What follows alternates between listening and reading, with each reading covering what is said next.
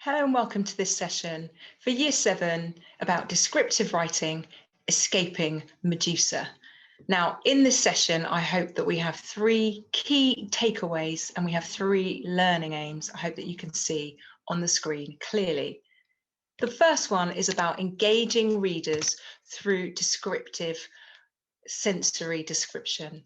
Now, as you know, the aim of descriptive writing is that you immerse your reader in what you can imagine and what you can see and feel. And one of the very effective ways of doing that is through sensory description. And we'll go through each of the 5 senses and how you can help your reader really live through the experience. The second thing I'd like us to look at is descriptive techniques. Which techniques really help description to be powerful? Hello and welcome to this session for Year 7 about descriptive writing. We're going to look at a descriptive piece, Escaping from Medusa, and there should be 3 key takeaways, 3 key learning aims for this session. The first one is really understanding how to use sensory description to engage your reader.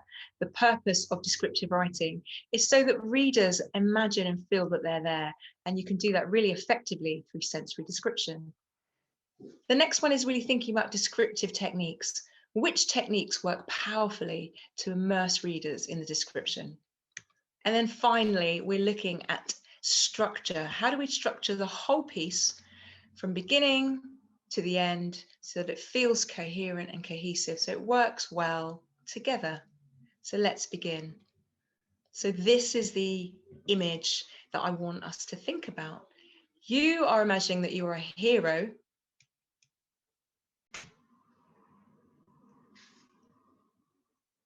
Welcome to this session, Year 7, Descriptive Writing, Escaping Medusa. We have 3 key learning aims or takeaways for this session. The first one is how to engage readers using sensory description. Now, the main purpose of descriptive writing is helping readers imagine and experience the description, and using sensory description is an effective way to do this. The second learning aim is really thinking about descriptive techniques. Which devices work well and powerfully for your readers to imagine the description? And then finally, I want us to think about how to structure a descriptive writing piece from the beginning right through to the end so that it works well as a whole. So let's start. Here is the image. The scenario is this. You've been captured somehow by Medusa. You haven't looked into her eyes. You haven't turned into stone, and you are trying to escape from her lair. In this image, you can see that it's a frightening, infernal environment. It's red, like some kind of demonic hell. You can see the pillars are all around, but what could be hiding behind each pillar? You need to make sure that with descriptive writing, you add imagination. It's not enough just to describe what's in front of you. You need to think about what could be there. What could you hear? Are there screams of torture from some of her victims? Are there cackles from some of her minions? What could you see? Are there bones lying across your path? Are there victims that have been turned into stone? And what might you smell? Is there a rotting stench of decomposing bodies? Or is there something else, something unfamiliar and fungal? So you're thinking about Medusa's lair and you're imagining yourself as a hero escaping from her clutches. So the first thing that you're thinking about is sensory description. Obviously, we perceive the world through our 5 senses. So I want us to think about each of the 5 senses in turn, and also to use some slightly more accurate terminology. So what about the sense of hearing? we would call it auditory description. So what kind of things could you hear? What do you imagine when I use words like tinkle, scratch, thunder, thump, thud, buzz, clang? Could you use some of these auditory descriptive words in your own writing about escaping Medusa's lair? What about sight, what you can see, visual imagery? What kind of things could you see? Is it shiny and glossy? Are we talking about colours, things that you can see? Is it things that are dirty, maybe smudged or misty, colourless and dull? And then are there shapes and sizes that you can see? Maybe things that are rectangular or colossal. So all of those kinds of words are appealing to our sense of sight, visual description. What about our sense of touch? What about tactile description? Maybe things are hot or spiky or wet or bumpy or jagged or rough or gritty or slimy or velvety or powdery. What do you imagine when I use those kinds of words? So can you see that once you start using this kind of description, your reader is transported into the world that you are describing? That's tactile imagery, tactile description. What about taste? Gustatory words describing things that are tangy or salty or sour or peppery or lemony or minty or fruity or spicy. It's tricky, isn't it, in terms of Medusa's lair, because things, you wouldn't necessarily be eating anything unless you have something in your pockets as a hero. It may be sweat dripping into your mouth, onto your tongue, or maybe there are drops from the ceiling dripping into your mouth as you try to escape and catch your breath. And maybe you can describe these tastes. And we use the word gustatory to describe taste description. What about the last sense, the sense of smell? Now, the sense of smell and the sense of taste often work together. So if you're not describing anything that you're eating, because you're not necessarily eating anything as you're escaping Medusa's lair, maybe you're describing what you can smell. Is it musty and stale? Is it floral? Are there some kind of flowers somewhere? Is it smoky or rotten? Is it tangy? Is it lemony?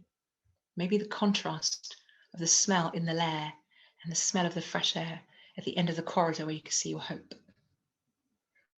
So sensory description, appealing to all the five senses, auditory, visual, tactile, gustatory, olfactory imagery, is really important to help your readers really experience what you're trying to describe. Then you need to consider, as I'm using the five senses as a writer, am I making this repulsive to the sense or attractive to the sense? Is it repelling auditory or hearing, my hearing, or is it attracting my hearing? Is it repelling what I can see or smell or touch, or is it attractive? So think about how the sensory description is repulsive or attractive. Here is a short example of something you could write about the pillars and about the corridor as you're trying to escape Medusa's lair. The bumpy, jagged pillar towered above me as I scratched and scraped my way along the mirrored floor. The ruby corridor emitted a strange, musty, fungal odour, a sharp contrast to the fresh breeze at the end of the hallway. So there, I'm trying to appeal to a sense of touch, jagged and bumpy, the sense of sound, scraping and scratching, the sense of sight, ruby and mirrored, and the sense of smell, musty and fungal, all in the same short paragraph. Let's talk about descriptive techniques. Now, here are some helpful techniques Hopefully then you can use them confidently in your descriptive writing. The first three I've grouped together and I call them AAA. It's alliteration, adverb, and adjectives. Adjectives describe nouns, so you've got happy girl, grey wall, they're adding and modifying nouns.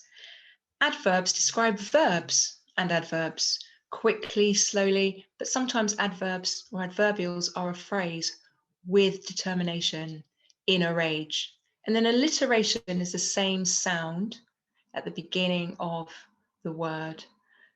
Obviously the poem, Peter Piper picked a peck of pickled peppers, alliteration. So I call them AAA because they energize your writing. They really add that extra energy to your description. Then we also have what I call MOPES, figurative language. So the M stands for metaphors. When something is presented as something else.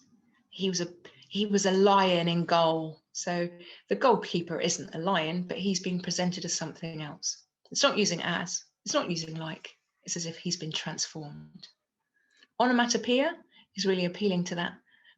The auditory sense, the sense of hearing, there's sound effects words like plop and splash. Personification is when you give non-living items human qualities, living qualities. So you're saying that the flames gobbled up the building. Exaggeration is hyperbole or going over the top. And then simile is comparison, using like, using as. So all of these are really effective. I call them MOPES because you're going to sweep your reader away. They'll be swept away, swept into the scene, and they'll be powerfully living that imaginative experience with you through the language you use. Let's look at an example of each, an example of AAA and an example of MOPES. So I'm imagining that as I'm escaping from Medusa through this ruby corridor, I meet one of her victims, and I'm using AAA, adjectives, adverbs, and alliteration. You can see that the adjectives are in blue, the adverbs and adverb phrases are in green, and the alliteration is in red. So it's something like this: with colossal hands, broad muscular arms, and a tear-stained face, the frozen figure stood in torment. Sternly, his stony fingers gripped the granite sword fiercely, as if ready for an attack. So I've tried to really energize and power up my description by using AAA, adjective, adverb, and alliteration. What about MOPES? What about figurative language? Well, I've tried to use the figure of Medusa herself to describe her using MOPES. So the first one is a metaphor. The rising python uncurled herself. Medusa was awake. So she isn't a python, but the metaphor is describing her as a python, as a snake. And then the onomatopoeia in this example is her booming voice echoed in the empty hallway while the snake hair hissed and spat venomously. So it's kind of auditory description. You can hear that booming, the hissing, the spitting. It's really appealing to that sense again, using onomatopoeia. Personification is used here, where I've got the darkness wrapped its evil arms around me as I felt her suffocating presence. So here the darkness is being personified. It's as if it's strangulating and wrapping itself around the hero trying to escape. As Medusa awakes, so the darkness and the dark presence is a suffocating force. What about exaggeration? 10 million slithering serpents slid on her head. So there obviously weren't 10 million of them. It's exaggeration, hyperbolic language. And here I've also tried to use the alliteration of S's, sibilants, to have that idea of those serpents slithering. And then the S in MOPES is the simile. So I'm imagining that the hero is so scared, He feels as if he's being chained. My fear dragged me down like heavy chains, and I walked as if my feet were manacled. So you can see there's two similes there, like heavy chains. The fear is almost stopping him escaping. And then manacles are again like chains, like clamps on your feet.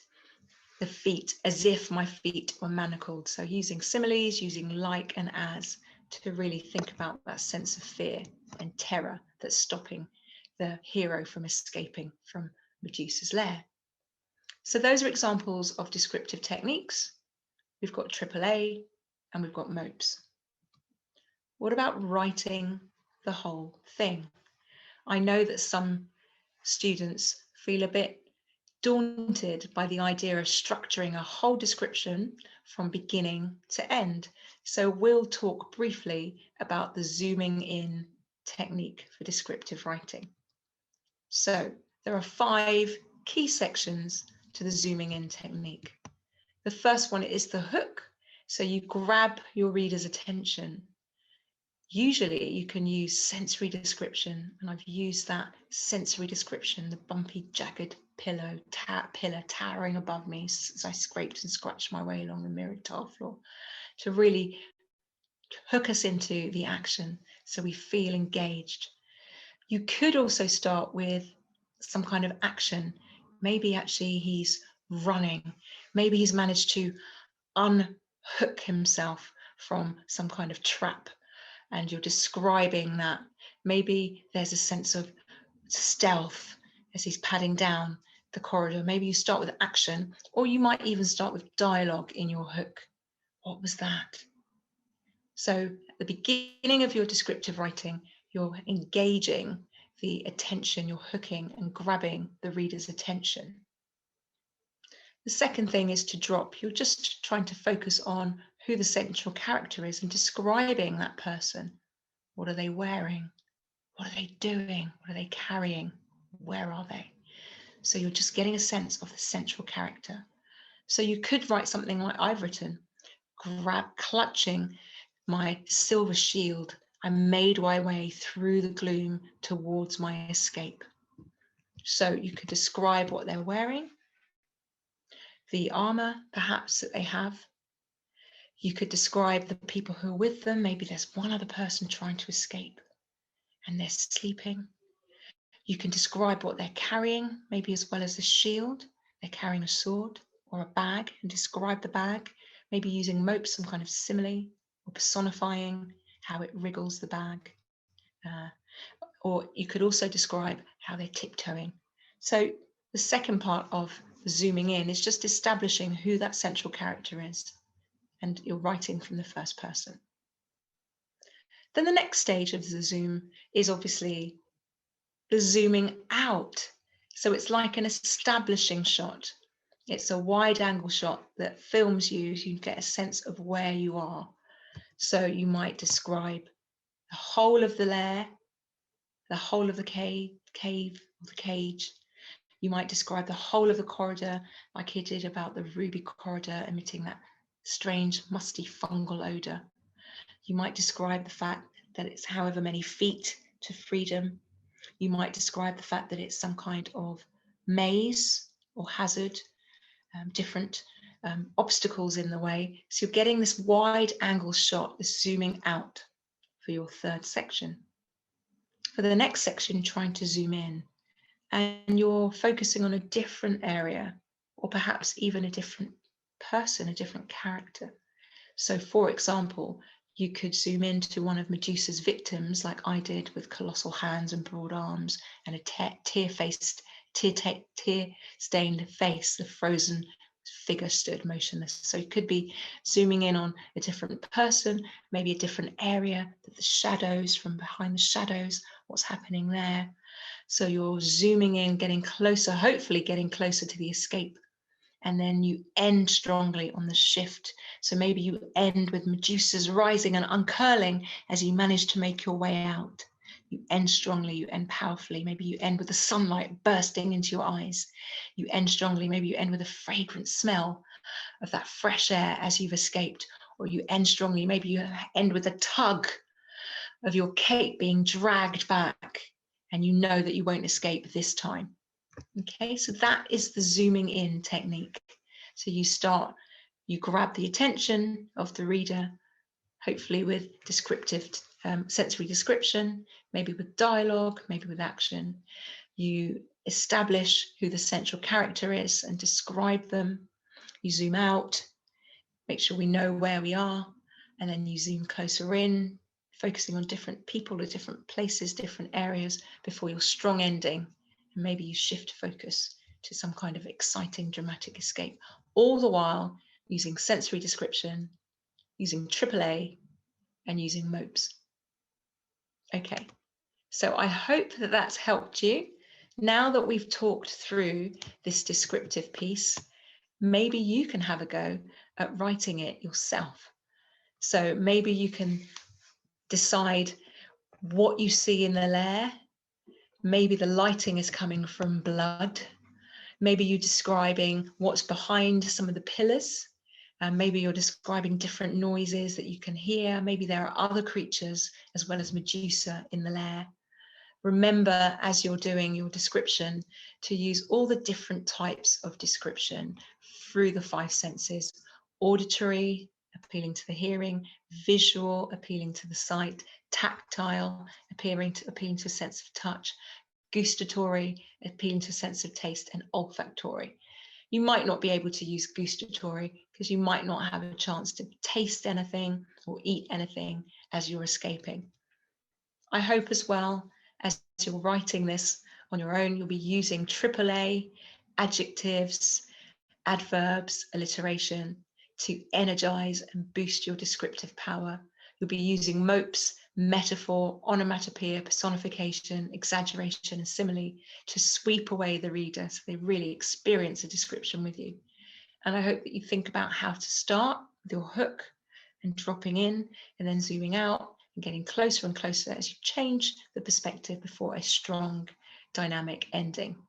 So thank you for joining me, and I'll see you next time.